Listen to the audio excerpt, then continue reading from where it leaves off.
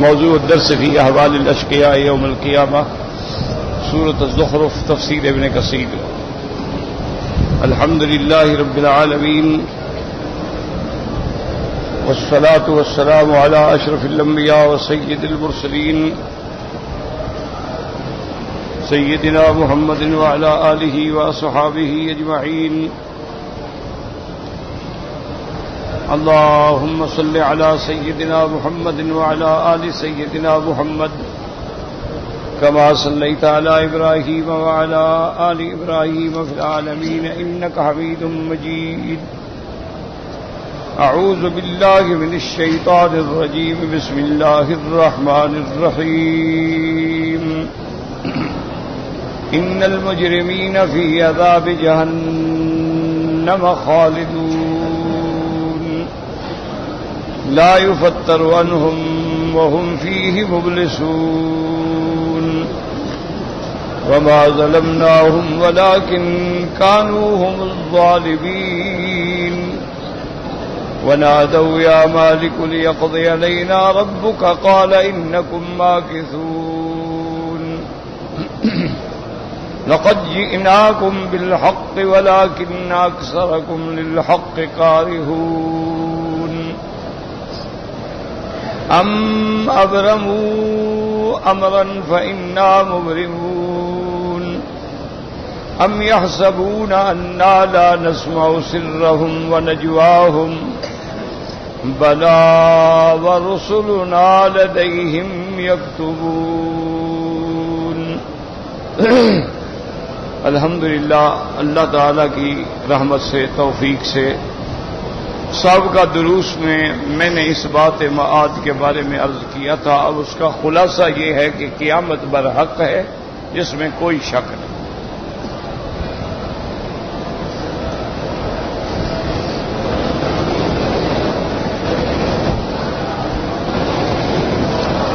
اللہ تبارک و تعالی ہی اس کے وقت کو جانتے ہیں۔ ایک بات یاد رکھیں، قیامت برحق ہے، لیکن کب ہوگی اللہ کے سوا کوئی نہیں جانتا۔ البتہ علامات قیامت ہیں، اشرات قیامت ہیں، اشرات الساعہ ہیں کہ قیامت کے آنے سے قبل کیا کیا نشانیاں ہوں گی۔ تو وہ بہت بڑی نشانیاں ہیں۔ بعض کو کہا جاتا ہے اشرات الصغریٰ اور بعض کو کہتے ہیں اشرات الکبریٰ، یعنی چھوٹی علامتیں اور بڑی علامتیں۔ تو اب یہ بھی یاد رکھ لیں کہ جتنی چھوٹی علامتیں ہیں وہ سب گزر گئی، اب جو باقی ہیں وہ بڑی علامتیں ہیں۔ بڑی علامتوں میں یہ علامت ہے کہ خروج الدابۃ من الصفا، یہ صفا پہاڑی سے ایک جانور نکلے گا اور بات کرے گا جیسے انسان بات کرتا ہے۔ تو یہ بھی علامتیں قیامت میں ایک نشانی ہے۔ اسی طرح خروج یاجوج و ماجوج، ذوالقرنین نے جن کو بند کر دیا تھا وہ بھی نکلیں گے، یہ بھی علامات ہیں قیامت میں۔ اسی طرح خروج الدجال، دجال بھی ظاہر ہوگا جو دعویٰ خدائی کا کرے گا اور پورے عالم میں پھرے گا، اور اس کے بعد بھی شیطان کی طرح قوات استدراجیہ ہوں گی، لیکن ایمان والے اس کے فتنے سے اللہ کی رحمت سے بچ جائیں گے۔ اور دجال پوری دنیا کے ہر شہر میں جائے گا، الا مکہ اور مدینہ میں نہیں آ سکے گا۔ الا انقابھا الملائکہ، حضور پاک نے فرمایا کہ اللہ پاک حرمین الشریفین کے سرحدوں پہ پہرا لگا دیں گے فرشتوں کا۔ اگر دجال آنے کی کوشش کرے گا تو وہ مار مار کے اس کو بھگا دیں گے، لہذا یہاں ان دو شہروں میں داخل نہیں ہوگا، نہ مکہ میں داخل ہوگا نہ مدینہ منورہ میں داخل ہوگا۔ معنی یہ ہے کہ یہ دو شہر جو ہیں فتنہ دجال سے بھی محفوظ رہیں گے۔ تو یہ بھی علامات قیامت۔ اسی طرح مہدی کا ظاہر ہونا یہ بھی علامات میں سے ہے، اور مہدی جو ہیں ان کا نام بھی حضور پاک کے نام پہ ہوگا، محمد ابن عبداللہ ہوگا، اور ان کی والدہ کا نام بھی حضور کی والدہ کے نام پہ ہوگا، اور قریش سے ہوگا، اور مکہ میں بین الرکن الیمانی والحجر الاسود وہ ظاہر ہوگا، اور پھر دنیا میں عدل و انصاف کے لیے سعی کرے گا۔ اور اسی مہدی کا آخری دور ہوگا کہ پھر عیسیٰ ابن مریم آسمانوں سے اتریں گے۔ عیسیٰ ابن مریم علیہ الصلوۃ والسلام جب تشریف لائیں گے، آپ آگے دجال کو بھی قتل کریں گے اور آپ آگے صلیب کی قوت کو بھی توڑ ڈالیں گے، اور اس کے بعد جزیہ بھی ختم فرما دیں گے، اور پوری دنیا جو ہے وہ عدل سے، انصاف سے، خیرات سے، برکات سے، ثمرات سے بھر جائے گی۔ پھر سیدنا عیسیٰ ابن مریم پہ بھی موت آئے گی اور وہ بھی دفن ہوں گے روضہ محمد مصطفیٰ صلی اللہ علیہ وسلم پہ۔ یہ نشانیاں تو ہیں، لیکن قیامت کب ہوگی کوئی نہیں جانتا، اس لیے کہ حضور پاک نے فرمایا خمس لا یعلمہن الا اللہ، 5 چیزیں ہیں جن کا علم اللہ کے سوا کسی کو نہیں، اور سب سے پہلے یہ آیت پڑھی ان اللہ عندہ علم الساعہ، قیامت کا علم جو ہے صرف اللہ تبارک و تعالیٰ کو ہے کہ وہ کب ہوگی، کتنا دن باقی رہ گئے، کتنا وقت باقی رہ گیا، اللہ کے سوا کوئی نہیں جانتا۔ اور اسی میں حکمت ہے، اگر ہمیں قیامت کا پتہ لگ جائے ہم تو زندگی سے بھی پہلے مر جائیں گے ڈر کے مارے۔ یہ بھی اللہ کی حکمت ہے کہ اللہ نے اس کا علم کسی کو نہیں دیا، ہر آدمی چل رہا ہے، جب آ جائے گی تو آ گئی، بس قصہ ختم ہو جائے۔ یہ باتیں بھی الحمدللہ آپ پڑھ چکے ہیں۔ دوسری بات میں نے آپ سے یہ کہی تھی کہ عذاب قبر بھی حق ہے، اور قبر اسی قبر کو کہا جاتا ہے جو دنیا میں قبر ہے، اسی کا نام قبر ہے، اسی کا نام ہے اذا القبور بعثرت کے قبریں جو ہیں وہ کھولی جائیں گی۔ اسی قبر کے بارے میں ہے کہ الہاکم التکاثر حتی زرتم المقابر، اسی قبروں کے بارے میں ہے کہ حضور پاک نے فرمایا انی نہیتکم من زیارت القبور الا فزوروہا، میں نے تم لوگوں کو قبر کی زیارت سے منع کر دیا تھا، اب اجازت دیتا ہوں زیارت کیا کرو، قبروں پہ جایا کرو۔ قبرستان پہ جانا، ان کے لیے دعا کرنا، ان کے لیے مغفرت ماننا، یہ بالکل جائز ہے، شریعت میں منع نہیں ہے۔ قبر پہ جا کے سجدہ کرنا منع ہے، قبر والے سے مانگنا منع ہے، قبر والے کو چومنا منع ہے، قبر والے کے نام پہ نظر، نیاز، منت، منوتی، اعتکاف یہ منع ہے۔ یہ نہیں کہ قبروں پہ نہ جاؤ، حضور خود تشریف لے جاتے تھے، ہفتے میں حضور لازماً ایک دفعہ شہداء احد تشریف لے جاتے تھے۔ اسی طرح میرے آقا جنت البقیع الغرقد جو مدینے کا قبرستان ہے وہاں تشریف لے جاتے تھے اور ان کے لیے بڑی لمبی لمبی دعائیں کرتے تھے۔ تو لہذا آدمی کا جب بھی قبرستان پہ گزر ہو، ایک تو سلام کرے اور دوسرا ان کے لیے دعا کرے کہ اللہ ان کے درجات کو بلند فرمائیں اور اللہ ان کی قبروں پہ رحمتیں نازل فرمائیں، اور ان کے بعد اللہ ہمیں ہدایت پہ قائم رکھیں اور اللہ ہمیں موت بھی ہدایت پہ عطا فرمائیں۔ تو عذاب قبر بھی حق ہے، قبر کے اندر سوال جواب بھی حق ہے، قبر کے اندر منکر نکیر فرشتے کا آنا بھی حق ہے، قبر کے اندر مومن کے لیے راحت و آرام بھی حق ہے، قبر کے اندر کافر کے لیے عذاب بھی برحق ہے۔ یہ ساری چیزیں حق ہیں، قرآن سے ثابت ہیں، حدیث سے ثابت ہیں۔ ان کے انکار کرنے والا جو ہے وہ گمراہ ہے اور ان کے انکار کرنے والا جو ہے وہ کافر ہے، اس کے کفر کے اندر کوئی شبہ نہیں ہے۔ باقی بات یاد رکھ لیں کہ یہ عالم دنیا ہے اور اس کے بعد عالم برزخ ہے، اس کے بعد پھر عالم آخرت ہے۔ برزخ کا معنی یعنی دو عالم کے درمیان میں وہ عالم ہے، لیکن مرنے کے بعد جتنا معاملہ ہے یہ عالم مغیبات میں ہے، اس لیے ہم نہیں جانتے۔ جتنا اللہ دکھا دیتے ہیں اس پر ہمارا ایمان ہے، اور جو اللہ چاہے نہ دکھلائیں اس کی مرضی ہے۔ کبھی اللہ تبارک و تعالی نمونہ دکھلا دیتے ہیں کہ ان کے بندوں کی قبریں کھلتی ہیں تو بالکل ایسے معلوم ہوتا ہے کہ جیسے آج دفن کیے گئے ہیں، بدن بھی سلامت ہے، کفن بھی سلامت ہے، حتیٰ کہ ان کے داڑھی مبارک میں جو تیل لگا وہ بھی چمک رہا ہوتا ہے۔ اور کبھی اللہ تبارک و تعالی اللہ معاف کرے عذاب کا نمونہ بھی دکھلا دیتے ہیں کہ قبر کھولی گئی تو سانپوں سے بھری ہوئی ہے، قبر کھولی گئی تو آگ کی لپٹیں آ رہی ہیں، اور کبھی کبھی قبر نے اپنے مردے کو اٹھا کے خود باہر پھینک دیا ہے۔ ایسے واقعات بھی اللہ دکھا دیتے ہیں تاکہ تم لوگ دیکھ لو، سمجھ لو کہ عذاب قبر حق ہے۔ کبھی اللہ ظاہر فرما دیتے ہیں اور کبھی اللہ نعیم جنت جو ہے وہ بھی دکھلا دیتے ہیں کہ اللہ والے فوت ہوتے ہیں، ان کی قبروں سے خوشبوئیں آ رہی ہوتی ہیں، اللہ تبارک و تعالیٰ کے لوگ دفن ہوتے ہیں اور مٹی سے خوشبوئیں آ رہی ہوتی ہیں، جیسا کہ تاریخ گواہ ہے کہ امام بخاری رحمت اللہ علیہ جب فوت ہوئے تو ان کی قبر مبارک سے خوشبو آئی۔ حضرت لاہوری رحمت اللہ علیہ کی قبر کے بارے میں بھی آتا ہے کہ جب ان کو دفن کیا گیا تو ان کی قبر سے بھی خوشبو آئی۔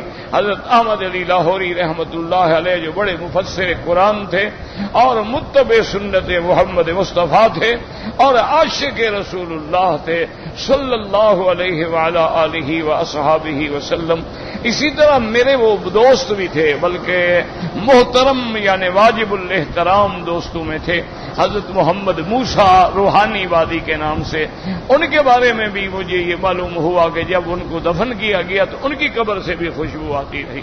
تو بہرحال یعنی کبھی اللہ یہ بھی دکھلا دیتے ہیں، حتیٰ کہ حضرت جابر رضی اللہ تعالیٰ عنہ فرماتے ہیں کہ میرے والد جو تھے وہ احد میں شہید ہوئے تھے، میری تمنا تھی کہ میں اپنے ابا کو جنت البقیع مدینے کی حد میں دفن کرتا، کیونکہ جبل احد تو باہر ہے حرم کے، لہذا ایک تمنا تھی، لیکن اب کیسے قبرستان کھولا جائے؟ اتفاق کی بات ہے کہ بارش آئی اور ساتھ پہاڑ ہے احد، پہاڑ سے جو پانی گرتا ہے نا وہ تو ایسا ہوتا ہے جیسے گولی جا رہی ہو نا، جیسے ہمارے یہاں رود کوہی ہوتی ہے ڈیرہ غازی خان میں اور ڈیرہ اسمیل خان میں، پہاڑوں کے جو پانی آتے ہیں نا وہ ٹرکوں کے ٹرک اٹھا کے پھینک دیتے ہیں، اور یہاں ہم نے الحمدللہ کئی دفعہ دیکھا ایسے واقعات کو۔ تو بہرحال یہ ہے کہ جب وہ آیا سیل آیا تو قبریں کھل گئیں، تو حضرت جابر فرماتی ہے میں نے جا کے دیکھا تو بالکل میرے ابا کا بدن صحیح سالم تھا، جیسے دفن کیا تھا اسی طرح، حتیٰ کہ ایک صحابی کے بارے میں آتا ہے کہ جب ان کو تیر لگا جو اللہ کے راستے میں شہید ہوئے تھے تو جلدی سے ہاتھ یوں رکھ لیا، اب جب قبر کھلی اور ہاتھ ہٹاتے تو فوراً خون نکلنا شروع ہو جاتا، یعنی معلوم ہوتا کہ ابھی تک بھی خون موجود ہے اور تازہ ہے اور بالکل تازہ۔ اسی طرح اللہ کبھی یہ واقعات بھی دکھا دیتے ہیں اور وہ واقعات بھی دکھا دیتے ہیں تاکہ لوگوں کے لیے نمونہ بن جائے، ورنہ وہ عالم غیب ہے، اس کا دیکھنا، دکھلانا، سمجھنا، سمجھانا ہمیں کوئی ضرورت نہیں۔ اسی طرح اب تیسری بات جو میں نے عرض کی تھی وہ بھی یاد رکھیں کہ مومن کی ارواح علیین میں ہیں اور علیین 7ویں آسمان پہ، اور کافروں کی ارواح سجین میں ہیں، وہ 7 زمینوں میں نیچے ہے، لیکن ان کا تعلق جو ہے اس مردے سے جوڑ دیا جاتا ہے، اس جسم سے جوڑ دیا جاتا ہے، جیسے کہ سورج اپنے مقام پہ ہے لیکن اس کی شعاؤں سے سارے فصل پک رہے ہیں اور ساری دنیا فائدہ اٹھا رہی ہے، اور سورج تو اپنے مقام پہ ہے۔ اسی طرح آپ دیکھیں کہ چاند اپنے مقام پہ ہے، لیکن جوں جوں چاند چڑھتا ہے سمندر کی لہروں میں جوش آتا ہے، مد و جزر پیدا ہوتا ہے، پھر جوں چاند ڈھلتا ہے تو پھر سمندر بھی خاموش ہو جاتا ہے، اب کہاں چاند اور کہاں سمندر، لیکن اس کا تعلق ہے۔ اسی طرح چاہے روح علیین میں ہو لیکن اشراف علی الجسد یا علاقۃ مع الجسد ہوتا ہے۔ اب یہ بات بھی یاد رکھیں، عام مومن کا علاقہ اتنا ہوتا ہے کہ بس سوال جواب کر سکے اور اس کے بعد اس کو راحت قبر اور عذاب قبر کا پتہ چل سکے، لیکن انبیاء کی چونکہ شان بہت زیادہ ہے تو ان کا تعلق بھی بہت زیادہ ہوتا ہے، ان کے ارواح مبارک کا تعلق بھی زیادہ ہوتا ہے، اور اللہ کے جتنے نبی گزرے ہیں سب اپنی قبروں میں زندہ ہیں، اللہ کے جتنے انبیاء گزرے ہیں الانبیاء احیاء فی قبورہم، اپنے قبور کے اندر وہ زندہ ہیں، اور انبیاء کا شان شہداء سے بڑھ کر ہے، جب شہید زندہ ہے تو انبیاء تو بطریق اعلیٰ و اولا زندہ ہیں۔ یاد رکھیں انبیاء کی حیات میں کوئی اختلاف نہیں، یہ لفظی اختلاف ہے، کسی نے کہہ دیا برزخی ہے، کسی نے کہہ دیا دنیاوی ہے، کسی نے کہہ دیا حصی ہے، کسی نے کہہ دیا مثالی ہے، لیکن حیات کا سب قائل ہیں، الا ایک فرقہ گمراہ ہے کرامیہ کا جو قائل نہیں ہے، ورنہ یہ ہے کہ حضور کی اور انبیاء کی حیات کا تو منکر دنیا میں اور کوئی ہے ہی نہیں، کوئی صحیح عقیدے والا، تمام انبیاء احیاء ہیں، لیکن جیسے شان بڑا ہے اسی طرح وہ علاقہ بھی بڑا ہے، جیسے ان کا مرتبہ بڑا ہے اسی طرح وہ روح اور جسد مبارک کا تعلق بھی بڑا ہے۔ اسی لیے احادیث مبارک میں آتا ہے کہ جو میرا امتی دور سے مجھ پہ درود پڑھتا ہے اور اللہ کے فرشتوں کی ڈپٹی ہے کہ وہ مجھے پہنچاتے ہیں. اور پہنچانے کا کیا معنی؟ یعنی باقاعدہ بتایا جاتا ہے کہ فلاں امتی نے یہ پڑھا، فلاں نے یہ پڑھا، فلاں نے یہ پڑھا، فلاں نے یہ پڑھا، یعنی باقاعدہ ایک کشف ان کے پاس آ جاتی ہے.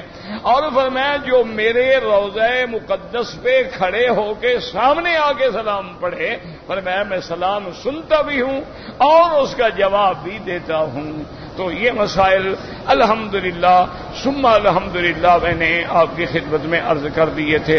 اب صرف ایک مسئلہ ہے، اس کو سمجھ لیں تاکہ قیامت کا مسئلہ اللہ کرے آپ کو سمجھ آ جائے کہ بھئی میزان عمل کے عمل تولے جائیں گے، قرآن میں موجود ہے. فرمایا والوزن یومئذ الحق، اس دن میزان حق ہے، ہوگا. اور دوسری جگہ فرماتے ہیں فمن ثقلت موازینہ فاولئک، جن کی تولیں بھاری ہو گئیں وہ کامیاب ہو گئے. ایمان بھی ہے اور اعمال بھی بھاری ہو گئے، گناہ تھوڑے ہیں نیکیاں زیادہ. اچھا بعض ایسے ہوں گے جن کی نیکیاں کم پڑ گئیں اور گناہ بھاری ہو گئے. تو منع کیا ہوا کہ میزان ہوگا، ہر حال میں میزان. اچھا اب میزان کیا ہوگا یہ بات سمجھیں، جس کی وجہ سے جو دشمنان اسلام ہیں نا، دشمنان قرآن ہیں اور خاص طور پہ مستشرقین ہیں، یہ بڑے شور مچاتے ہیں مسلمانوں کو گمراہ کرنے کے لیے. اور جی کیا وزن ہوگا؟ بندے نے عمل دنیا میں کیا تھا، مثلا دنیا میں اس نے کسی کو گالی دی، وقت گزر گیا، وقت چلا گیا، کسی نے چوری کی، کسی نے شراب پیا، کسی نے وہ دنیا میں کیا، وہ بات ہی ختم ہو گئی. وہ وقت بھی گیا، وہ وقت گیا، زمانہ گیا، وہ دنیا بھی گئی. تو اب کون سا عمل ہے جو تولا جائے گا؟ اس لیے وہ یہ شبہات کرتے ہیں کہ دیکھو جی عمل کیا ہم نے دنیا میں، عمل دنیا ختم، عمل بھی ختم، تو اب کیا تولیں گے؟ اس لیے وہ شبہ کرتے ہیں اور عام آدمی بیچارہ گھبرا جاتا ہے. وہ کہتے ہیں یار بات تو ٹھیک ہے، کس چیز کا وزن ہوگا بھلا؟ یاد رکھو اس کا ایک جواب تو وہ ہے جو میں نے پہلے عرض کیا تھا کہ ہر بات کو مخلوق اور خالق کے درمیان میں فرق کرو. خالق خالق ہے، مخلوق مخلوق ہے. اب دیکھو نا بھئی آج سے 50 سال پہلے کوئی جانتا تھا کہ ہوا کا وزن ہوگا؟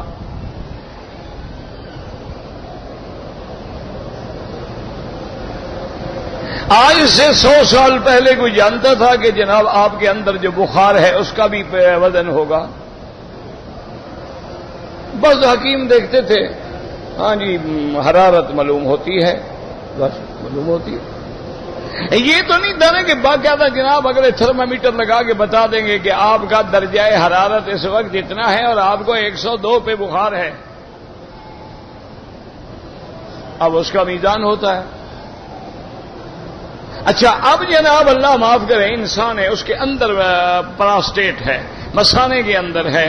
اچھا اندر ہے اور وہ چھپی ہوئی ہے، نظر نہیں. الٹرا ساؤنڈ سے وہ دیکھنے کے بعد یہ بھی بتا دیتے ہیں اس کا وزن کتنا ہے، طول کتنا ہے، عرض کتنا ہے. اب جناب مثلا مجھے جیسے گھٹنوں میں تکلیف ہے، اس کو آرتھرائٹس کہتے ہیں. MRI ایک مشین ہوتی ہے، اس کے اندر بندے کو لٹا دیتے ہیں. اس کی شکل ایسی ہوتی ہے جیسے قبر میں کسی کو داخل کر دو، زندہ آدمی کو قبر میں داخل کر دو، اندر پڑا ہے بیچارہ وہ. اچھا اس کے لیے یہ بھی ضرورت ہوتی ہے کہ آپ کا بدن ذرا بھی نہ ہلے گا تو بس صحیح نہیں آئے گا. تو بڑا مسئلہ ہوتا ہے کہ جناب آپ اندر پڑے ہیں، کچھ نظر نہیں آ رہا، گویا آپ قبر میں ہیں، پھر ہلو بھی نہیں. تو بڑا ایک امتحان ہوتا ہے.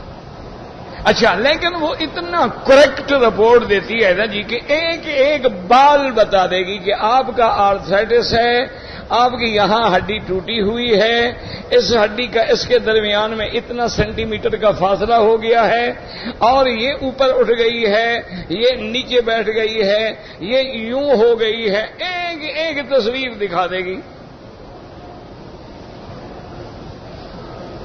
اچھا اب آپ کے ٹائر ہیں نا، ان ٹائروں پہ لکھا ہوا ہوتا ہے کہ اس میں آپ نے 26 پاؤنڈ ہوا بھرنی ہے، اس میں آپ نے 30 پاؤنڈ ہوا بھرنی ہے، لکھا ہوا ہے۔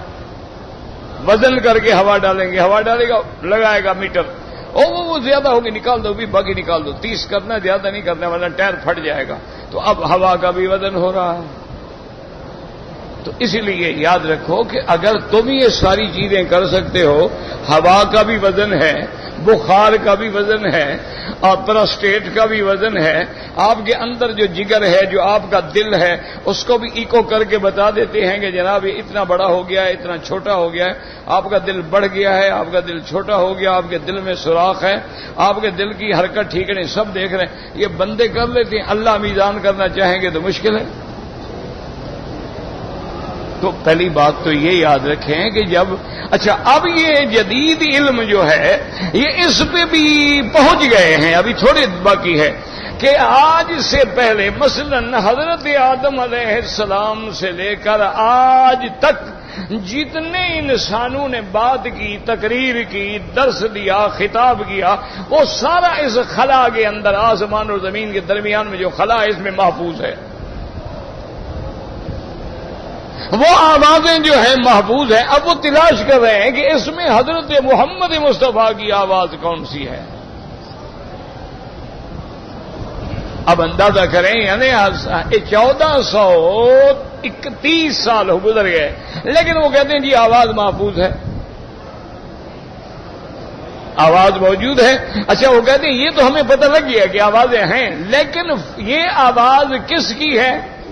اچھا وہ کہتے ہیں اس میں بھی ہمیں آسانی ہو گئی، جن کے ٹیپ مل گئے، جن کے مثلا تقریروں کے ٹیپ مل گئے، اس کی آواز سن کے اس کو ساتھ ملا لیا، انہوں نے کہا ہاں یہ آواز اس کی ہے۔ لیکن جس کی ٹیپ نہ ملے اس کی آواز کیسے پہچانے؟ سننے والا بھی کوئی زندہ نہ ہو، اس کی آواز کو کیسے پہچانے؟ وہ اس تردد میں ہے، لیکن اس پہ پہنچ گئے کہ آواز محفوظ ہے۔ تو جو اللہ ساری زندگی ہزاروں سال کی ہماری زبان سے نکلی ہوئی آوازوں کو بھی محفوظ کر سکتے ہیں، وہ ہمارے اعمال کو محفوظ نہیں کر سکتے کہ قیامت میں وزن ہو جائے گا؟ کیا مشکل ہو جائے گی اللہ کے آگے، پھر کیا مشکل ہو؟ تو اسی طرح ایک بات دماغوں میں رکھ لیں۔ اچھا اب جناب دوسرا جواب یہ ہے کہ ایک صحیح حدیث ہے، یہ ہاتھ رکھا کرو، یہ آج بڑا جھگڑا ہوتا ہے نا جی، او جی چار امام ہو، چار امام ہو، چار، یہ جاہلوں کی باتیں ہوتی۔ چاروں امام جو ہیں وہ تابع ہوتے ہیں کتاب و سنت کے، یاد رکھو، اصل کتاب و سنت ہے۔ مسائل منسوسہ ہوتے ہیں، یاد رکھو، منسوسہ غیر متعارضہ، یعنی نص بھی ہے اور اس میں جھگڑا بھی نہیں۔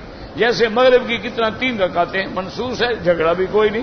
عشاء کی 4 رکعتیں منسوس ہے اور جھگڑا بھی کوئی نہیں۔ اچھا منسوسہ غیر متعارضہ، بعض منسوسہ لیکن متعارضہ، کیا معنی کہ فاتحہ پڑھنے کا مسئلہ ہے، اب حدیث میں تو ہے لیکن آگے نہ پڑھنے کا حکم بھی موجود ہے، تو متعارضہ تو ہو گیا۔ منسوسہ غیر متعارضہ، منسوسہ متعارضہ۔ اچھا غیر منسوسہ مسئلہ ہے ہی نہیں قرآن و سنت میں، اب اس میں کہاں جائیں گے ہم؟ اجماع میں۔ اچھا اجماع میں بھی ہمیں کوئی فیصلہ نہیں ملا، پھر ہم جائیں گے قیاس میں، اور قیاس کس پہ کرے گا مجتہد؟ انہی مسائل پہ جو قرآن و سنت میں ہیں۔ یاد رکھو ان کا کام یہ ہوتا ہے القیاس مظہر لا مثبت۔ قیاس کا معنی یہ ہے کہ اندر چھپے ہوئے مسئلے کو نکال کے ظاہر کر دے، یہ معنی نہیں ہوتا کہ خود مسئلہ گھڑ دے اور نیا بنا دے، وہ مسئلہ بناتے نہیں ہیں، وہ جو قرآن و سنت کی روشنی میں مسائل ہیں، یہ تو جھگڑے ہوتے ہیں نا، اور جی اماموں سے پہلے کس کی تقلید ہوتی تھی؟ اللہ کے بندے، تو حضور کے زمانے سے مسئلہ چلا آ رہا ہے، بلا وجہ ایک دوسرے سے ضد نہ کیا کرو۔ حضور کے زمانے میں جب حضرت معاذ یمن گئے تو یمن میں کس کی تقلید ہوتی تھی؟ حضرت معاذ کی۔ یمن والے کس سے مسئلہ پوچھتے تھے؟ حالانکہ حضور موجود ہے، لیکن حضور تو مدینے پاک میں ہے نا، یمن والا ہر آدمی کیسے آئے پوچھنے کے لیے؟ تو لہذا جو حضرت معاذ فرماتے تھے اسی پہ عمل ہوتا تھا۔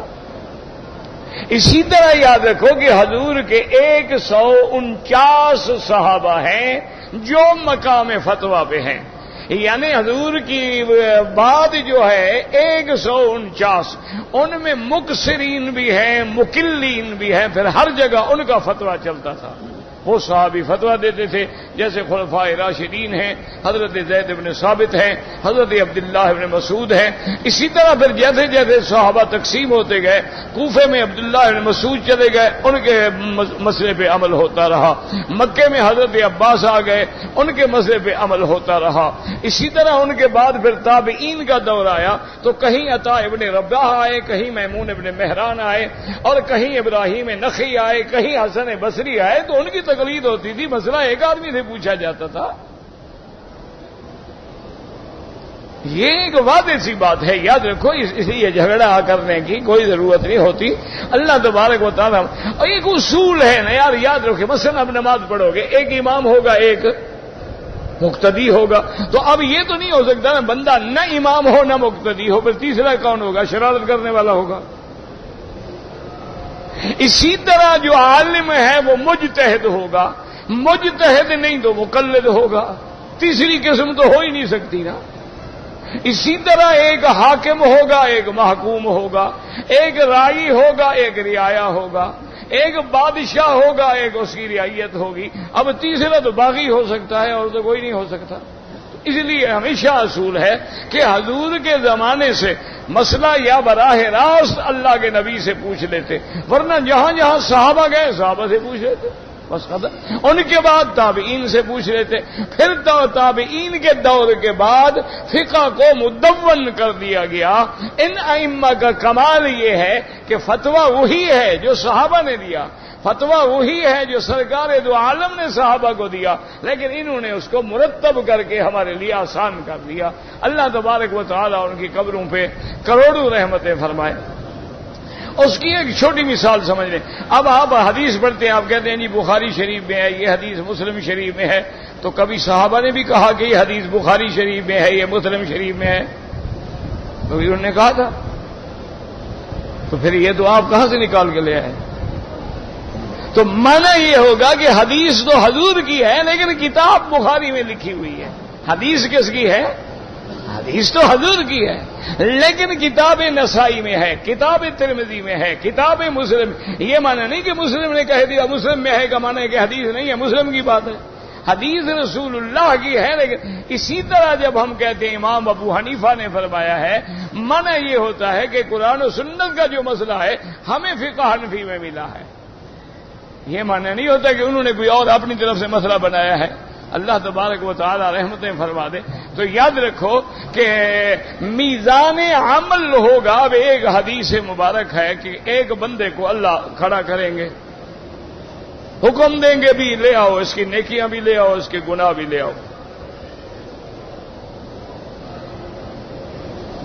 اب جناب وہ گناہوں کی طرف دیکھے گا تو رجسٹروں کا ڈھیر لگا ہوا ہے، سجلات، وہ بڑے بڑے رجسٹر بھرے ہوئے ہیں۔ ادھر دیکھے گا نیکی والے پلڑے میں اتنی چھوٹا سا ایک کاغذ ہے، حدیث بطاقہ کے نام سے حدیث مشہور ہے، اس حدیث کا نام بھی بطاقہ ہو گیا۔ بطاقہ مانا چھوٹا سا کاغذ، جیسے آپ کہتے ہیں بطاقہ دکھاؤ بھائی، کہاں ہے کارڈ تمہارا؟ تو بطاقہ مانا چھوٹا سا کارڈ۔ اب اللہ نے فرمایا فرشتوں کو وزن کرو، اس نے کہا اللہ میاں آپ تو جانتے ہیں وزن کی کیا ضرورت ہے بھلا؟ وزن تو وہاں ہوتا ہے جہاں کو 19-20 کا شک ہو۔ میرے نیکی والے پلڑے میں اتنا سا کاغذ ہے اور میرے گناہوں میں یہ سارے لائن لگی ہوئی ہے رجسٹروں کی، وزن تو معلوم ہے کہ میرے گناہ زیادہ ہیں۔ اللہ فرمائیں کہ میرے بندے میرا وعدہ ہے کہ لا ظلم اليوم، آج کسی پہ زیادتی نہیں ہوگی، عدل ہوگا۔ اللہ میاں عدل تو ہے، کیا تو لیں گے آپ؟ نہیں، وزن ہوگا۔ تو اب وہ بطاقہ ڈالیں گے اور وزن ہوگا۔ تو حدیث میں آتا ہے کہ جب فرشتے وزن کریں گے تو بطاقہ ہوگا دائیں پلڑے میں اور سجلات ہوں گے بائیں۔ وہ بطاقہ بھاری ہو جائے گا، سجلات سارے اٹھ جائیں گے، طاشت السجلات، سجلات ہلکے پڑ گئے، وہ بھاری ہو گیا۔ اللہ نے فرمایا میرے بندے دیکھ تیری نیکیاں بھاری ہو گئی، تو کامیاب ہو گیا، جاؤ جنت میں مزے کرو۔ گناہ تو تیرے اڑ گئے، ہلکے ہو گئے۔ اللہ میاں مجھے دکھا دو نا کون سی میری نیکی تھی جو کام آ گئی۔ اللہ نے فرمایا فرشتے دکھا دو۔ اللہ نے فرمایا ایک دن تم نے جو صدق اخلاص سے کلمہ پڑھا تھا نا، لا الہ الا اللہ محمد الرسول اللہ، وہی کلمہ بھاری ہو گیا۔ آپ بھی پڑھ لیں، شاید ہمارا بھی بھاری ہو جائے، لا الہ الا اللہ محمد الرسول اللہ۔ اسی لیے تمام دنیا کے اولیاء کہتے ہیں جو ملا ہمیں اسی کلمے سے ملا، اسی لیے وہ ضربیں لگواتے ہیں، چوٹیں لگواتے ہیں، بار بار ذکر کرواتے ہیں۔ کوئی ذکر جہر کرواتا ہے، کوئی ذکر سری کرواتا ہے، کوئی مشق کرواتا ہے، کہ ان کو پتہ ہے اس کلمے کے بغیر نجات نہیں، اسی پہ نجات۔ تو اب سمجھ آ گیا کہ اعمال وزن ہوں گے، کیا مانا؟ یعنی وہ سجلات وزن ہوں گے، سمجھ آ گئی؟ ایک اور ایک حدیث میں یہ بھی آتا ہے کہ بندہ ایسے بیٹھا ہوگا، بڑا خوبصورت آدمی آ گیا، السلام علیکم جناب، کیا حال ہے، خیریت ہے؟ ٹھیک ہے بھائی، آپ کون ہیں؟ میں نے تو آپ کو دیکھا نہیں کبھی۔ میں کہا کمال ہے، آپ کا فلاں عمل جو تھا نا، اللہ نے اس عمل کو میری شکل میں بھیجا ہے تمہارے پاس۔ تو اگر عمل بھیڑا ہوگا تو بندہ بھی بھیڑا آ جائے گا، جناب آنکھیں نکالی ہوئی ہیں، دانت کھلے ہوئے ہیں، مارنے ہو، تم کون؟ کہا تم نے جو عمل کیا تھا نا، مجھے اللہ نے یہ شکل دی کہ جا کے سیدھا کرو اس کو۔ میں آ گیا ہوں تمہیں بتاتا ہوں کہ گندے عمل کیسے کیے جاتے ہیں۔ تو عمل کو اللہ شکل دے دیں گے، یعنی یا اعمال صالحہ کو شکل جمیل دے دیں گے، اعمال سیئہ کو شکل قبیح دے دیں گے، تو وہ بھی وزن ہوگا۔ اصل بات یاد رکھو کہ یہ بھی ہوگا، وہ بھی ہوگا، وہ بھی ہوگا، سب ہوگا جو اللہ چاہیں گے، میزان عمل ہوگا۔ اچھا جی، پل صراط کیا ہے؟ پل صراط بھی حق ہے، بالکل جنت اور جہنم کے گویا درمیان میں ہے، اور یوں سمجھ لیں کہ جہنم کے اوپر ہے، جیسے ایسے کمان ہوتی ہے، اس پہ ہر بندے کو گزرنا ہوگا، لیکن مومن گزر جائے گا اور کافر گر جائے گا، گزرے گا ہر آدمی۔ اور جب مومن گزریں گے کہیں گے اللہم سلم اللہم سلم اللہم سلم، یا اللہ رحم فرما، ہمیں سلامتی سے کنارے پہ پہنچا دے۔ حضور پاک فرماتی ہیں کہ بعض مومن ایسے ہوں گے جو پل صراط سے اتنی تیز گزریں گے جیسے آسمان کی بجلی چمکتی ہے، اور بعض ایسے ہوں گے جیسے تیز ہوا گزر جاتی ہے، اور فرمایا بعض ایسے ہوں گے جیسے تیز گھوڑا دوڑ کے گزر جاتا ہے، اور بعض ایسے ہوں گے جو تیز دوڑ کے گزر جائیں گے، اور بعض ایسے ہوں گے جو آہستہ آہستہ آہستہ گزر جائیں گے۔ فرمایا جن کے دل میں کلمہ توحید تھا، اللہ کی رحمت سے آخر گزر جائیں گے، اور جن کے اندر شرک تھا، کفر تھا، غیر اللہ کی عبادت تھی، وہ چڑھنے کی کوشش کریں گے تو گر جائیں گے۔ اور فرمایا کہ پھر نیچے جہنم کے کنڈے لگے ہوئے ہیں، جیسے کہ کوئی کسائی اپنے بکرے کو الٹا کر کے لٹکا دیتا ہے، وہ جہنم کے ان کنڈوں میں لڑکے ہوں گے۔ پھر اللہ کے حکم سے جب حکم ہوگا تو جہنم میں جائیں گے۔ تو پل صراط بھی حق ہے اور میزان بھی حق ہے، اور اس کے بعد دخول جنت جو ہے وہ بھی حق ہے، اور دخول نار جو ہے وہ بھی حق ہے۔ لیکن یاد رکھیں دخول جنت جو ہے اس کے درجات ہوں گے، بعض ایسے ہوں گے جو سب سے پہلے دفعہ جنت میں داخل ہوں گے، بعض دوسرے نمبر پہ، بعض تیسرے پہ، بعض چوتھے پہ، بعض پانچویں پہ، اور بعض ایسے ہوں گے جو جہنم میں پڑے ہوں گے، لیکن اپنے گناہوں کی سزا بھگتنے کے بعد نکلیں گے، اور بعض ایسے ہوں گے کہ گناہوں کی وجہ سے جہنم میں ہوں گے لیکن انبیاء کی شفاعت سے نکل آئیں گے، اور بعض ایسے ہوں گے جن کے جہنم کا فیصلہ ہوگا، اپنی اولاد اگر حافظ قرآن ہے تو اس کی سفارش سے نکل آئیں گے، اور بعض قرآن کی سورتوں کی سفارش سے نکل آئیں گے، اور اکثر جو ہیں وہ میرے مدنی سرکار کی شفاعت سے نکل آئیں گے۔ آپ نے فرمایا انا اشفع و انا اشفع و انا اشفع، میں شفاعت سفارش کر کے نکلواؤں گا، پھر میں سفارش کر کے نکلواؤں گا، پھر میں سفارش کر کے نکلواؤں گا، حتیٰ یقال لی هل رضیت یا محمد، حتیٰ کہ مجھے کہا جائے گا کہ میرے مدنی اب آپ راضی ہو گئے کہ نہیں راضی ہو گئے؟ میں کہوں گا رضیت ربی رضیت ربی رضیت ربی، میرا اللہ میں راضی ہو گیا، میں راضی ہو گیا، تیرا کروڑ کروڑ کرم ہے، لیکن ابھی جنت میں میری امت کے کچھ لوگ پڑے ہیں، جہنم میں پڑے ہیں، جن کے دل میں مسکال ذرۃ من ایمان، جن کے دل میں ذرہ کے برابر ایمان ہے، وہ ابھی جہنم میں پڑے ہیں۔ اللہ فرمائیں کہ میرا مدنی ان کا بھی غم نہ کرو، آپ جنت میں جائیں، ان کو میں اپنی رحمت سے نکال دیتا ہوں۔ تو بہرحال جنت بھی حق ہے، جہنم بھی حق ہے، اور شفاعت انبیاء بھی حق ہے۔ یاد رکھو، شفاعت انبیاء بھی حق ہے، شفاعت حفظت القرآن بھی حق ہے، شفاعت علماء بھی حق ہے، شفاعت قرآن بھی حق ہے، اور چھوٹے معصوم بچے جن کے فوت ہو گئے اور انہوں نے ان پہ صبر کیا، واویلا نہیں کیا، جزا فضا نہیں کیا، ماتم نہیں کیا، سر میں مٹیاں نہیں ڈالی، اور گھروں کے اندر شار چیخ پکار نہیں کیا ہے، وہ چھوٹے بچے بھی قیامت میں اپنے والدین کی شفاعت کریں گے۔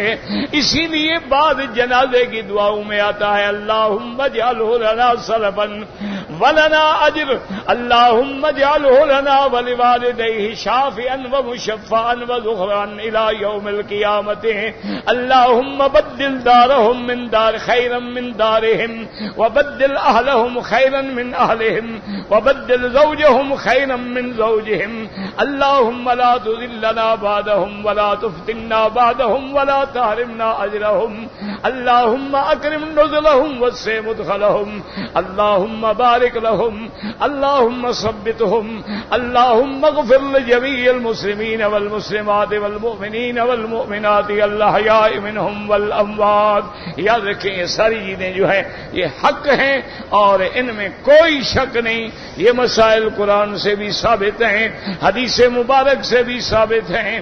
اس لیے علماء نے فرما دیا ہے کہ عذاب قبر بھی برحق ہے، نعیم قبر بھی برحق ہے، سوال قبر بھی برحق ہے۔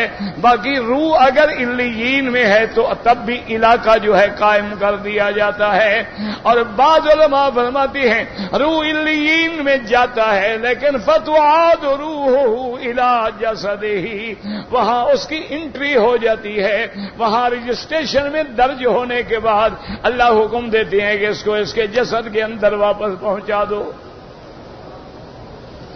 یعنی وہاں گیا، علیین والی بات بھی سچی ہو گئی۔ بعض کہتے نہیں وہ تو علیین میں رہے گا لیکن تعلق جو ہے اس سے قائم، بعض کہتے نہیں علیین میں درج ہونے کے بعد اپنے روح کے اندر اپنے جسد کے اندر واپس آ گیا۔ اور جیسے میں نے عرض کیا تھا کہ دنیا میں سزا جزا جو ہے وہ جسد پہ ہوتی ہے لیکن روح نظر نہیں آتا، اسی طرح قیامت کے مرنے کے بعد جتنی فیصلے ہیں وہ روح پہ مرتب ہوں گے لیکن روح جسد ہمیں نظر نہیں آئے گا، لیکن اللہ جانتے ہیں کہ جسد کہاں ہے، ایک ایک ذرہ اللہ کے علم کے اندر ہے، جو جہاں ہے اس کو وہی اللہ تبارک و تعالی راحت بھی دے سکتے ہیں اور عذاب بھی دے سکتے ہیں۔ اسی طرح میرے مدنی سرکار دو عالم محبوب دو عالم صلی اللہ علیہ وسلم نے فرمایا کہ جب قبر والوں کو عذاب ہوتا ہے یسمعوا کل شیء الا الثقلین، حضور نے فرمایا دنیا کی ہر جاندار چیز سنتی ہے مگر اللہ نے انسان اور جن کو محفوظ کر دیا ہے، وہ نہیں سن سکتے ہیں۔ فرمایا جب عذاب قبر ہوتا ہے ہر چیز سن رہی ہے لیکن انسان اور جن نہیں سنتے۔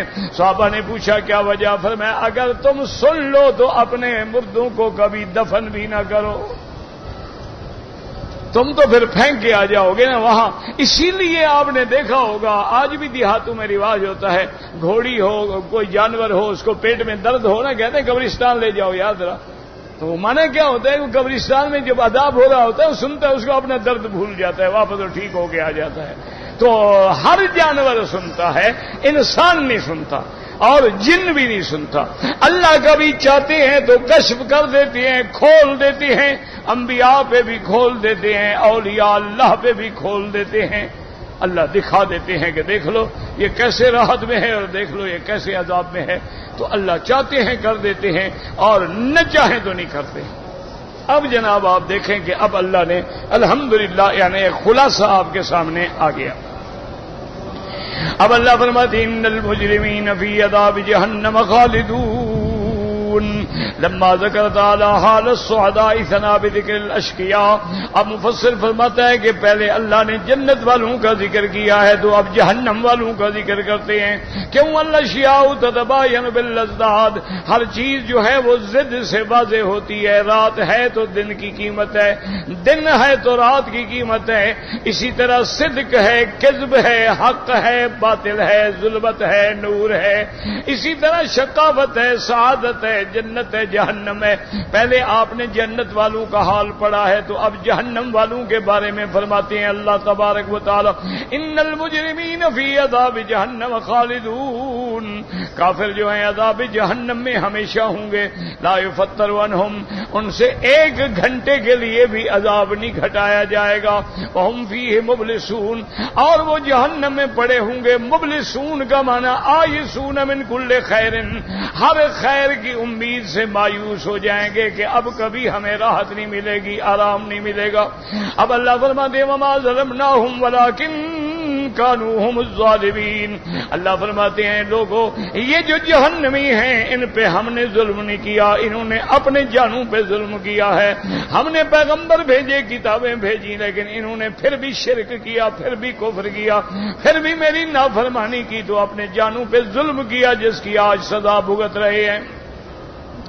ای بِأَعْمَالِهِمُ السَّيِّئَاتِ بَعْدَ قِيَامِ الْحُجَّةِ عَلَيْهِمْ, انہوں نے باوجود اس کے کہ قیام حجت ہو گئی, کتابیں آئیں, پیغمبر آئے, لیکن انہوں نے برے کام نہ چھوڑے. وَإِرْسَالِ الرُّسُلِ إِلَيْهِمْ, میں نے پیغمبر بھیجے نہ مانی. فَكَذَّبُوا وَعَصَوْا فَجُوزُوا بِذَلِكَ جَزَاءً وِفَاقًا, میرے پیغمبر جب گئے تو انہوں نے تکذیب کی, انہوں نے انکار کیا, نافرمانی کی.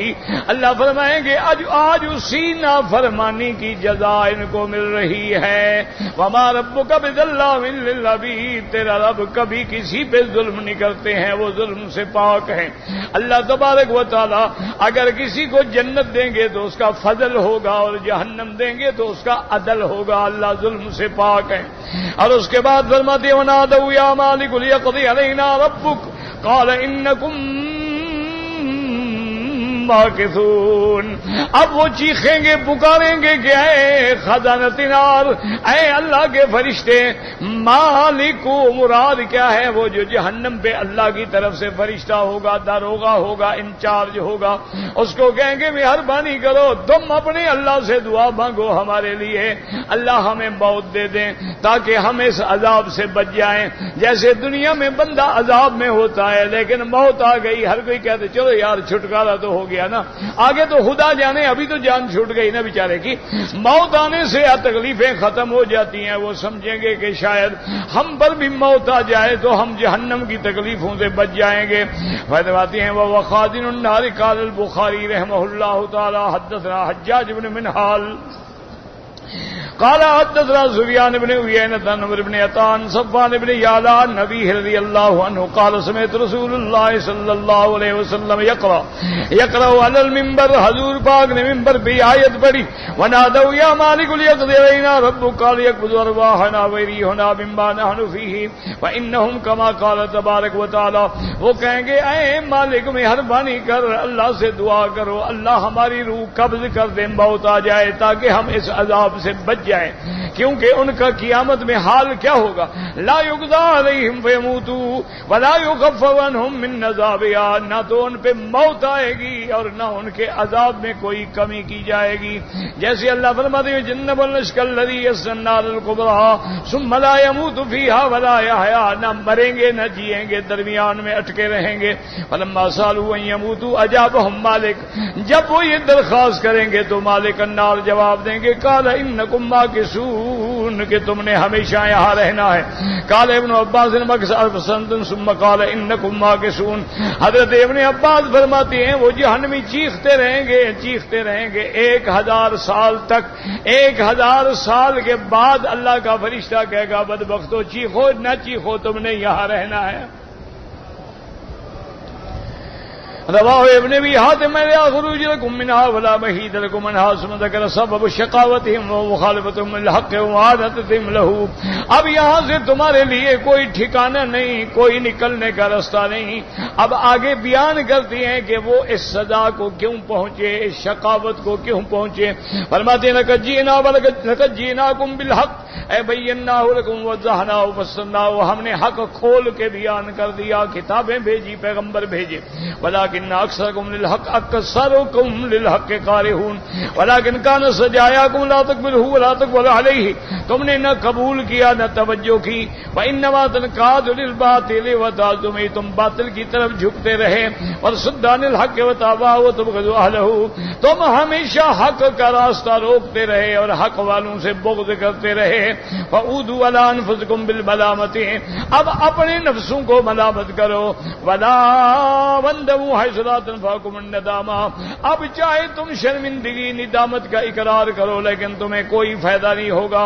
اللہ فرماتے ہیں من ابرموا امرا فإنا مبرمون. قال مجاہد ارادوا کید شر فکدناہم وهذا الذی قاله مجاہد.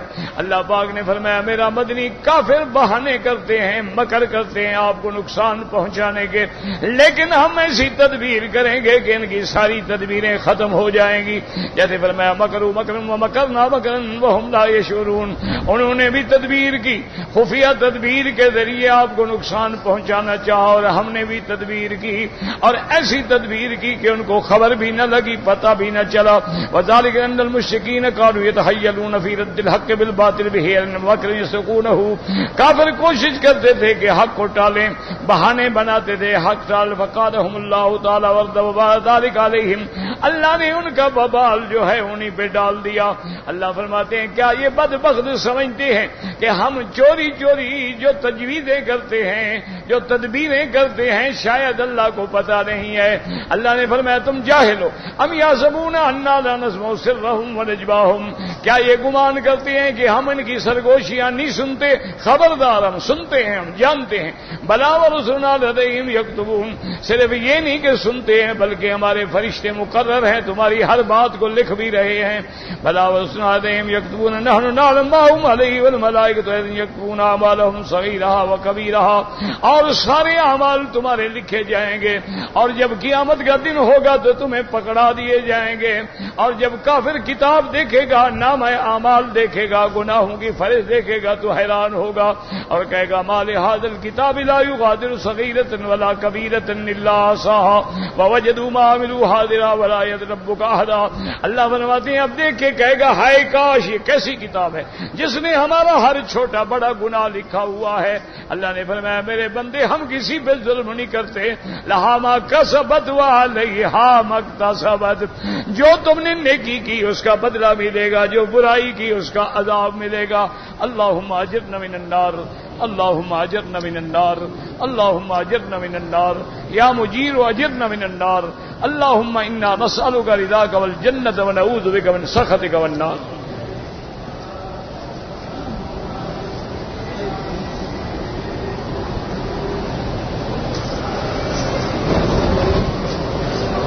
شعبان کی 15 کی رات کے بارے میں کسی حدیث مبارک میں کوئی حکم نہیں ہے کہ یہ عبادت کی جائے یا یہ عبادت کی جائے یا اس رات میں رزق لکھے جاتے ہیں، بڑھائے جاتے ہیں. غلط بات ہے.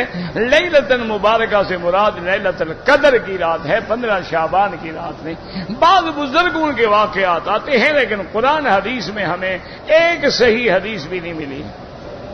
آپ کیوں ایسے بہانے بناتے ہیں؟ آپ پورا شعبان عبادت کرو. کیوں آپ بالکل شارٹ کٹ لینا چاہتے ہیں کہ ایک رات کا پتہ لگ جائے بس آسمان میں ہم پہنچ جائیں گے؟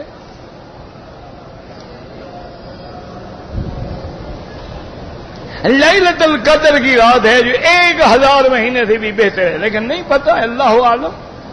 مانا ہے آپ محنت کرو، سارا رمضان لگے رہو، تہجد پڑھو، تراویح پڑھو، اشراق پڑھو، ضحیٰ پڑھو، طواف کرو، عمرے کرو، پورا شعبان کا مہینہ لگے رہو. ویسے 13، 14، 15 3 روزے رکھنا سنت ہے، وہ روزے رکھو. ہر خمیس جمعرات کا سوموار کا روزہ رکھو. تم کیوں ڈھونڈ رہے ہو؟ بس 1 منٹ پتہ لگ جائے بس اسی دن ہم ٹکر مار کے نکلے جائیں گے. اللہ بھی جانتے ہیں تمہارے ہیلے بانے.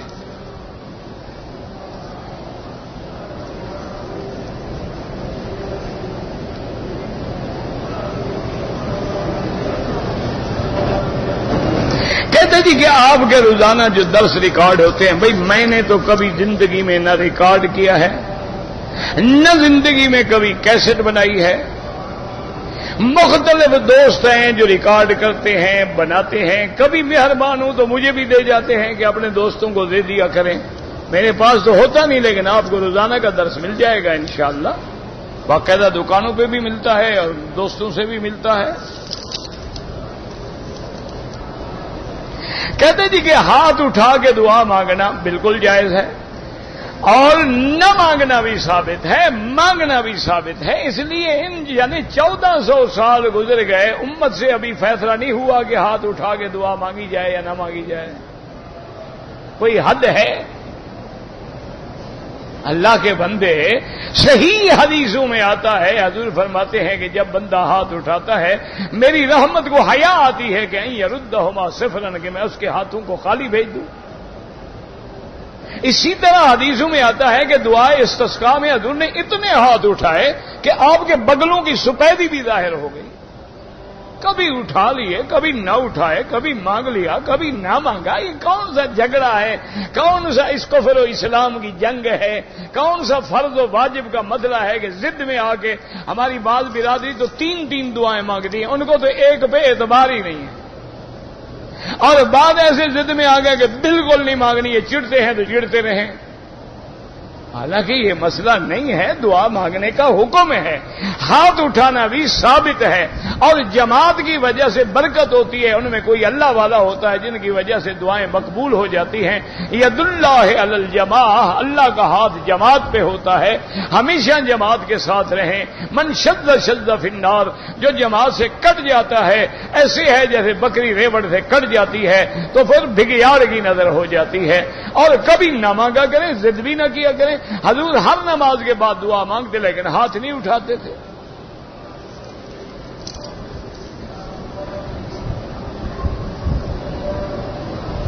کہتے کہ جو لوگ بعد میں آتے ہیں لیکن پھلانگ کے ہمارے سروں سے آگے گزرتے ہیں، اللہ ان کو ہدایت دے، اور کیا کر سکتے ہیں؟ شریعت میں ناجائز ہے، جو پہلے آیا اس کا حق ہے۔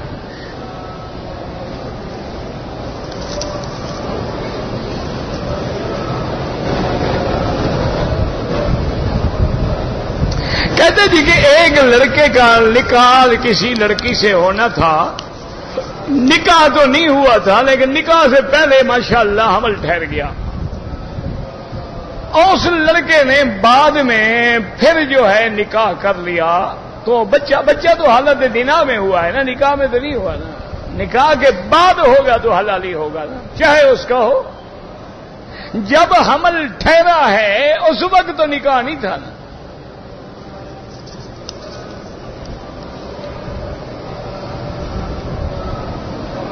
بہرحال آپ کی والدہ فوت ہو گئی، ان کے لیے مغفرت کی دعا کریں۔ باقی خواب شاب کا مجھے پتہ نہیں لگتا، کسی اور بزرگ سے پوچھا کرو۔ مدینہ منورہ میں 40 نمازیں پڑھنا فضیلت ہے۔ حدیث میں آتا ہے کہ جو بندہ 40 نمازیں اس طرح پڑھے کہ اس کی کوئی جماعت نہ فوت ہو مسجد سے، اللہ اس کو آگ سے اور نفاق کی بیماری سے بری کر دیتے ہیں۔ فضیلت ہے، کوئی نہ پڑھ سکے صبح جائے شام کو آ جائے، کوئی بات نہیں۔ مجھے خواب کا پتہ ہی نہیں لگتا بابا، کسی خواب والے سے پوچھا کرو۔ آج کل مولوی بڑے ہیں خواب بتانے والے، خواب دیکھنے والے، ماشاءاللہ ہر رات ان کو ایک نیا خواب نظر آتا ہے۔ اصل کیا ہے کہ معدے کی تکلیف ہو نا تو بندے کو ایسی باتیں نظر آتی ہیں۔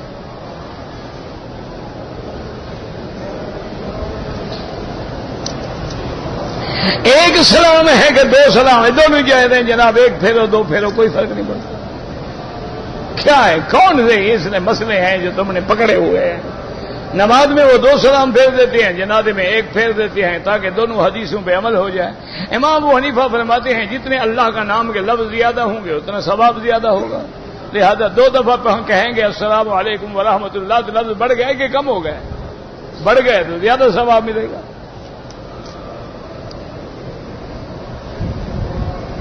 ہم پاکستان میں چاچا بھائی چچا داد سب مل کے رہتے ہیں، تم مل کے رہا کرو، عورتوں کو تو مل کے رہنے کا حکم نہیں ہے۔ یہ کہاں لکھا ہوا ہے کہ تم مل کے رہو تو یہ فرسٹ کزن ہے اور یہ سیکنڈ کزن ہے اور یہ تھرڈ کزن ہے؟ یہی کزن تو جہنم میں لے جانے والے ہوتے ہیں. عورتیں باقاعدہ پردہ کریں، ان کے لیے غیر محرم ہے. سنا ہے کہ زمین بیل کے سینگ پہ کھڑی ہے. میں نے نہ بیل دیکھا ہے نہ سینگ دیکھا ہے. تمہیں نظر آئے تو مجھے بھی بتانا.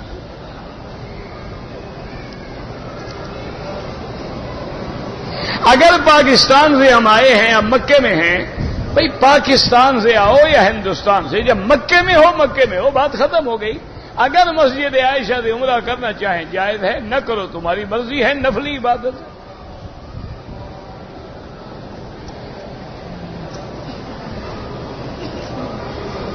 کہتے جی کہ موبائل سے تصویریں بناتے ہیں، بالکل ناجائز ہے.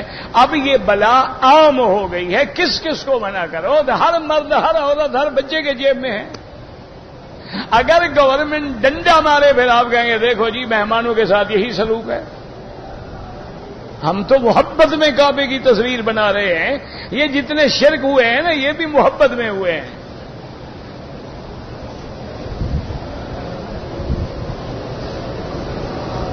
اگر ٹی وی پہ کوئی اسلامی پروگرام ہے، یعنی عورت نہ ہو، جیسے دیکھو نا میں تقریر کر رہا ہوں، آپ سن رہے ہیں، دیکھ رہے ہیں، تو یہ دیکھنا جائز ہے. یہاں جائز ہے تو وہاں بھی جائز ہے. اگر عورت تقریر کر رہی ہو اور آپ دیکھ رہے ہو حرام ہے، وہاں بھی حرام ہے. جو حرام ہے حرام ہے، جو حلال ہے حلال ہے. اس میں کیا ہے؟ یعنی اگر آپ ایک ماچسی ڈبی لے لیں، اس سے آگ جلا کے کھانا پکائیں تو نعمت ہے، لیکن گھر کو آگ لگا دیں تو وہ عذاب ہے. اب اس کا معنی یہ تو نہیں کہ ہم ماچس توڑ ڈالیں، ماچس رہے نا دنیا میں.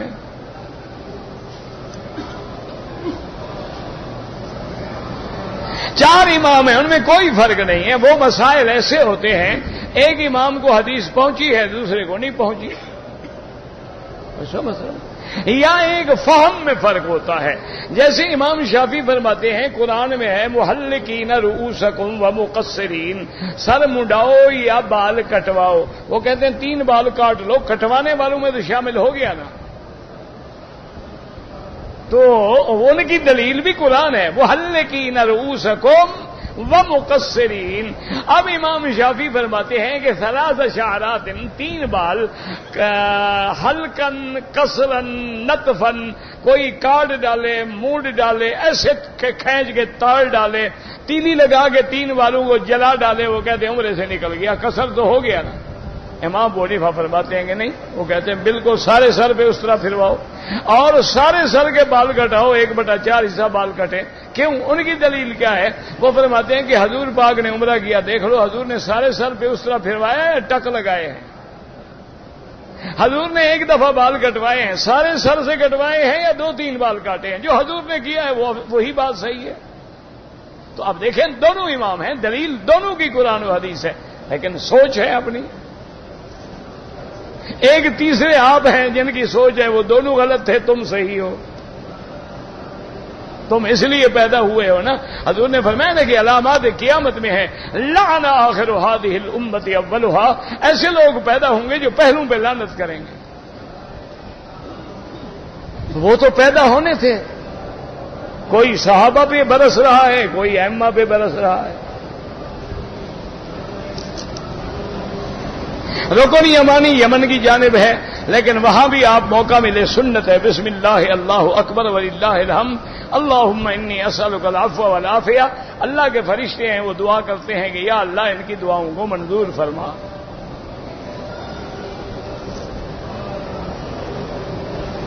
کہتے ہیں جی عصر کے وقت قیامت آئے گی، اللہ کو پتا ہے، ہمیں تو کسی جگہ پتہ نہیں لگا عصر کا وقت ہوگا یا مغرب کا وقت ہوگا. یہ آتا ہے اچانک آئے گی، اللہ عالم.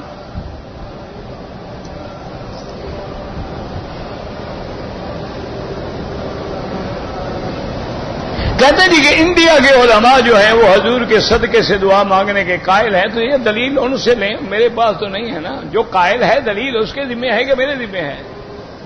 بھئی دعویٰ جو کرتا ہے تو ثبوت مدعی کے ذمہ ہے، میں نے تو دعویٰ نہیں کیا نا. جو مدعی ہیں وہ ثابت کریں کہ بھی حدیث میں ہے. ایک حدیث میں ہے اللہم انی اسألک بجاہ نبیک، وہ ضعیف ہے، اور ضعیف حدیث عقیدے میں حجت نہیں ہوتی.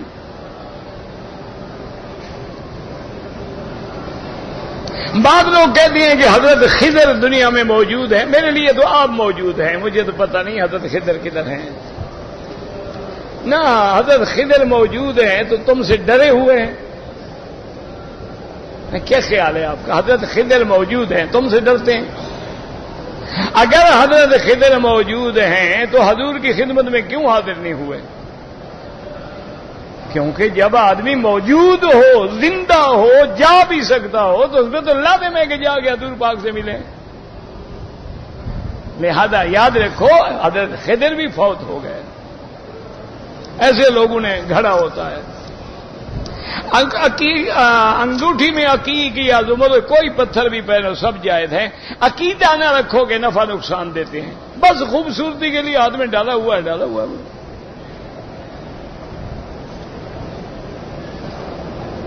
کہتے جی کہ لڑکا برطانیہ میں ہے, لڑکی پاکستان میں, بالکل ٹیلی فون پہ نکاح نہیں ہو سکتا. دونوں کا ایک جگہ ہونا ضروری ہے.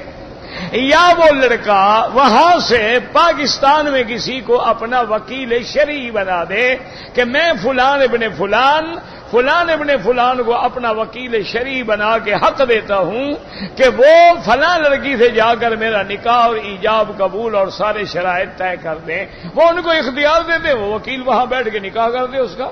ٹیلی فون پہ کبھی نکاح نہیں ہوتا, دونوں کا ایک جگہ موجود ہونا ضروری ہوتا ہے. ویسے ٹیلی فون پہ نکاح بھی نہ کرنا